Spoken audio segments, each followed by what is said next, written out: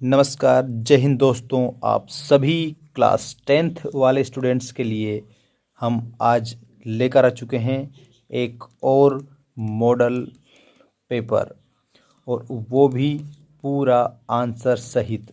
यहाँ पर आपको सारे आंसर बताए जाएंगे। और ये जो आप लोगों का क्लास 10th के हिंदी के जो नोट्स हैं, यदि आपको चाहिए तो आप हमारा जो ऐप है वो डाउनलोड कर लीजिएगा। ठीक है, मेंस एजुकेशन ऐप डाउनलोड करिए और वहाँ पर आपको कोड डालना है हिंदी 50। अगर आप इस कोड को डालेंगे तो आपको इंस्टेंट 10% डिस्काउंट मिल जाएगा। और आपके लिए एक और ऑफर है, 22 जनवरी तक हमने हमारा जो नोट्स मटेरियल है 49 रुपीज़ में हमारी एप्लीकेशन पर कर रखा है। ऐप की लिंक मैं डिस्क्रिप्शन में दे दूंगा, तो डाउनलोड कर लेना। वहाँ पर आपको 22 जनवरी तक 49 में सभी आपकी वार्षिक परीक्षा के कोर्स उपलब्ध हैं, जहाँ पर आपको मैंने PDF उपलब्ध कराए हैं। वहाँ पर आपको इम्पोर्टेंट वीडियो अपलोड कर रखे हैं, और इसके अलावा वहाँ पर आप लोगों के मॉक टेस्ट भी मिल जाएंगे आपके सब्जेक्ट से रिलेटेड। तो जल्दी से जाइए और एप्लीकेशन को आप डाउनलोड कर लीजिए। अब बिना देर की स्टार्ट करते हैं आज के हमारे अति महत्वपूर्ण 50 प्रश्न। इन सभी 50 प्रश्नों को आप अच्छे से याद करेंगे और ये आपकी वार्षिक परीक्षा 2024 बिल्कुल इसके लिए बेस्ट साबित होंगे। देखिए, आपका पहला प्रश्न है, सही विकल्प चयन कर लिखिए। बाल गोविंद भगत साहब मानते थे।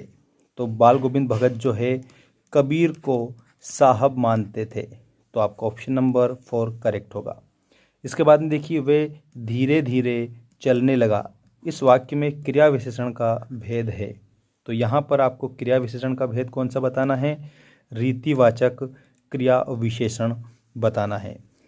इसके बाद में देखिएगा, तारकेश्वर नाथ को उसके पिता टीका लगाते थे। तो तारकेश्वर नाथ को बभूत का टीका लगाते थे। और तारकेश्वर नाथ जो है उनका अन्य नाम एक और क्या था? तो यहाँ पर मैं लिख देता हूँ भोलानाथ। अन्य नाम उनका भोलानाथ था। नेक्स्ट क्वेश्चन देखिएगा, रीतिकाल के कवि थे। तो रीतिकाल के जो कवि थे वो थे भूषण। ठीक है। और एक और बात आपको मैं बता दूं कि जो चंदवरदाय जी जो थे उनके द्वारा एक रचना करी गई थी जिसका नाम पृथ्वीराज रासो है। ये कई बार प्रश्न पूछा गया है। ठीक है, एक स्टूडेंट कमेंट करके पूछ रहा था, सर पृथ्वीराज रासो की रचना किसने की? तो यहाँ पर आपको चंदवरदाई एक एक्स्ट्रा क्वेश्चन के तौर पर याद रख लेना है। इसके बाद देखिएगा, तुलसीदास की रचना है। तो यहाँ पर तुलसीदास की रचना देखना है आपको। सबसे पहले बात करते हैं, पहली रचना ये सूरसागर किसकी है? तो यहाँ पर आप सूरदास बताएंगे। ठीक है। और इसके अलावा यहाँ पर विनय पत्रिका है तुलसीदास की। तो तुलसीदास की रचना कौन सी हो जाएगी? विनय पत्रिका। कामयानी लहर आंसू झरना, ये जयशंकर प्रसाद की है। जयशंकर प्रसाद। और ये गीतिका सुमित्रा नंदन पंत की है। परिमल गीतिका अनामिका तुलसीदास, सुमित्रा नंदन पंत। ठीक है, ऐसे आपको याद रखना है। इसके बाद में देखिएगा, 10वें रस का नाम है। तो 10वें रस का नाम है वात्सल्य रस। वात्सल्य रस का स्थायी भाव क्या है? तो आपको बताना है वत्सल। और श्रृंगार रस का स्थायी भाव क्या है? तो आपको बताना है रति। और भयानक रस का स्थायी भाव बताना है भय। और इसके बाद वीर रस का स्थायी भाव बताना है उत्साह। इस प्रकार से आप सभी जो 10 ही रस हैं उनके स्थायी भाव याद रखेंगे। ठीक है, अच्छी तरह से। और संचारी भाव की संख्या पूछे तो आप 33 बताएंगे। ठीक, अब हम बढ़ते हैं अगले क्वेश्चन की ओर। देखिएगा, यहाँ पर आपको दिया है संधि के भेद होते हैं। ठीक है, तो संधि के यहाँ पर 3 भेद होते हैं। पहला है आपका स्वर, दूसरा है आपका व्यंजन, और तीसरा है विसर्ग। स्वर, व्यंजन और विसर्ग। हिमालय की तीसरी सबसे बड़ी चोटी, तो ये आपका कंचनजंगा हो जाएगा। तो खाली स्थान में आपको कंचनजंगा लिखना है। ठीक, इसके बाद में देखिएगा आप नेक्स्ट क्वेश्चन, वो दिया है सूरदास के गुरु थे। तो यहाँ पर महाप्रभु वल्लभाचार्य सूरदास के गुरु थे। चौपाई छंद की प्रत्येक पंक्ति में मात्राएं होती है, तो यहाँ 16 मात्राएं होती है। प्रबंध काव्य के भेद होते हैं। ठीक है, तो प्रबंध काव्य के 3 भेद होते हैं। कितने भेद होते हैं? 3 भेद होते हैं। कौन कौन से? तो यहाँ पर आपको बताना है महाकाव्य, दूसरा है खंड काव्य, और उसके बाद तीसरा है आख्यानक गीतियाँ। आख्यानक गीतियाँ, इस प्रकार से आप 3 भेद बता देंगे प्रबंध काव्य के। और इसके बाद में नेक्स्ट क्वेश्चन देखिएगा, प्रतिमा बनाने वाले का नाम था, तो मास्टर मोतीलाल। तो यहाँ पर आपको मोतीलाल उत्तर में लिखना रहेगा। नेक्स्ट क्वेश्चन है आपका, सही जोड़ी बनाइए। गद्य की प्रमुख विधा है। तो जो गद्य की प्रमुख विधा है, इसमें आपको बताना है निबंध। लखनवी अंदाज, तो जो लखनवी अंदाज है इसमें आपको यशपाल बताना है।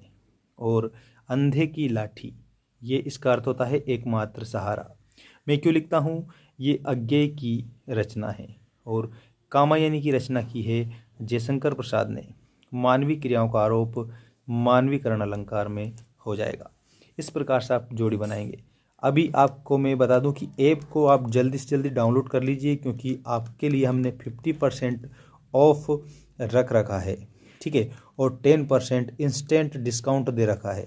तो आप जल्दी से जल्दी मेंस एजुकेशन ऐप को डाउनलोड कर लीजिएगा, लिंक में डिस्क्रिप्शन में दे दूंगा। इसके बाद देखिएगा आपका नेक्स्ट जो क्वेश्चन है, एक वाक्य में उत्तर लिखिए वाला।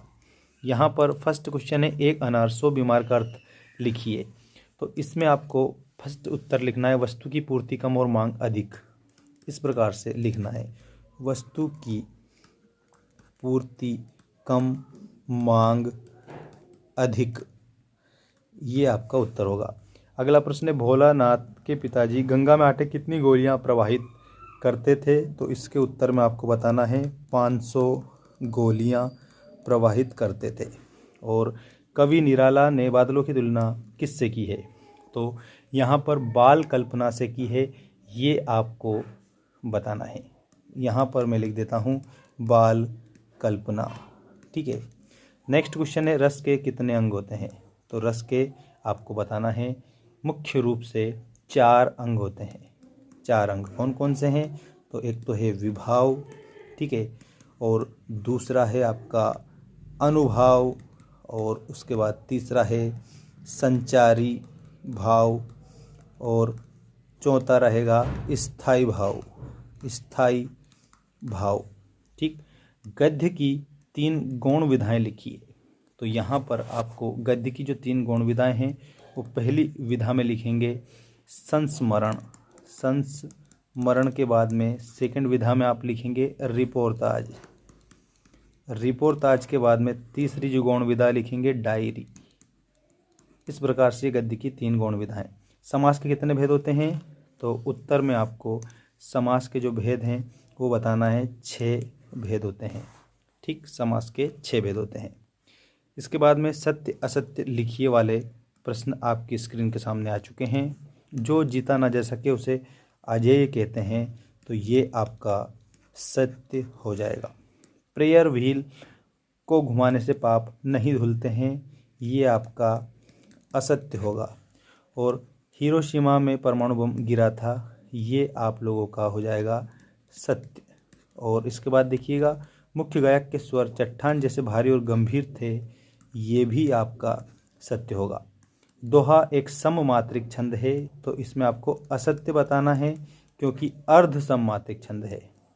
आदमी ने पहले आग का आविष्कार किया था, तो यहाँ पर आप लोगों को क्या बताना है? सत्य। सत्य बता देना है। इसके बाद में देखिएगा आपका जो अगला जो प्रश्न है वो इस प्रकार है, यशपाल और मन्नू भंडारी का साहित्यिक परिचय आपको हमने एप्लीकेशन पर उपलब्ध करा रखा है। वहाँ पर आप जाकर बिल्कुल जल्दी से जल्दी 49 में आपको कोर्स आपका परचेस कर लेना है, हिंदी और संस्कृत का। और हिंदी 50 आप जैसे ही कोड लिखेंगे जब परचेस करेंगे उस समय, तो आपको 10% डिस्काउंट मिल जाएगा।